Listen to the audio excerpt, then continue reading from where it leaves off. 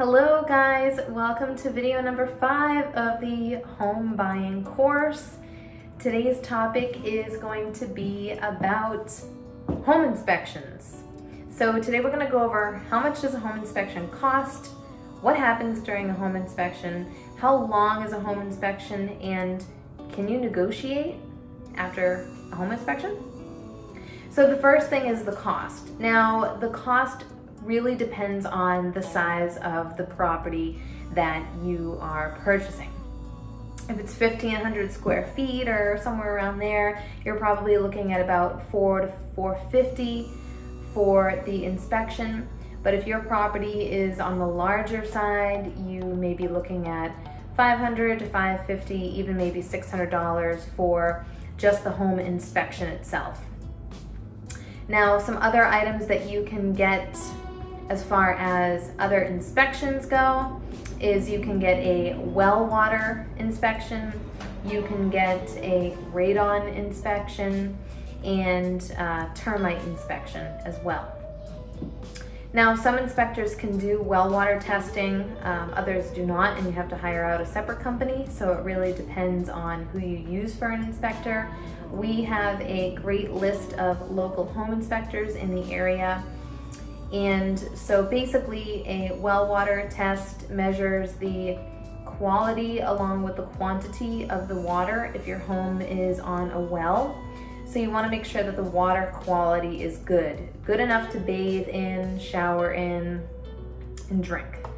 And that probably will cost you about $200, maybe a little bit more, maybe a little bit less, depending on the home inspector that you use.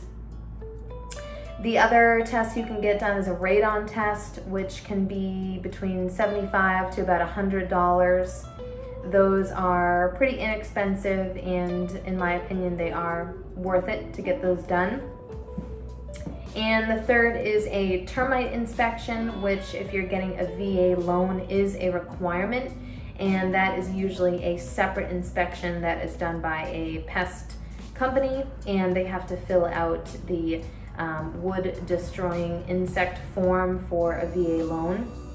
And that can definitely vary in cost as well, but that is sort of around, I'd say about $100 to $200, depending on your location as well. So now that we've gone over the cost, I'm going to go over how long an inspection takes and what is involved in the overall inspection. So a home inspection usually takes anywhere from 2 to probably 4 hours on average, of course, again, depending on the size of the home that you're purchasing. During the inspection, the inspector looks over the entire property. So from the foundation to the roof, they're making sure that everything is done correctly, and they're notating anything that does not look right or might need attention. So if they're outside and they notice that the trim is rotting, they might take a photo of that or notate that in the report. Anything they see that is not to code or is in need of repair, they will notate in the report for you. So they open all the windows, they check even electrical outlets in the property, they check everything. They make sure all your appliances are working. Anything that you can think of, mechanics, structural items in the property, they will inspect for you.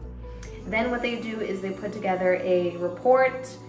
Depending on how many things come up in the home, the length of this report can definitely vary. Some inspectors are very, very detailed on their report, and some are not as detailed, but most of them will give you sort of like a red light, green light kind of thing. And if it's green, it's in really good shape. If it's yellow, it might be something you might need to replace in a few years. If it's red, it might be needing something done, something repaired immediately. Or they'll give their own sort of comments on each of the items. Some also take photos, so you can kind of go back to that and take a look at the pictures, which is really helpful. So you'll get an entire report emailed over to you within about 1 to 2 days of getting the inspection complete. So now you'll be able to look over the report, with your realtor as well and notate any bigger concerns. Now, keep in mind every property is going to have something come up in the home inspection. Even if it's a new construction home, things always come up, even if it's just as small as a missing doorknob or a missing piece of trim. Something will come up in the report. So really what you want to do is you want to narrow down your biggest concern. So let's say the property has mold in the attic. That is a health hazard. So that should definitely be on the list of concerns.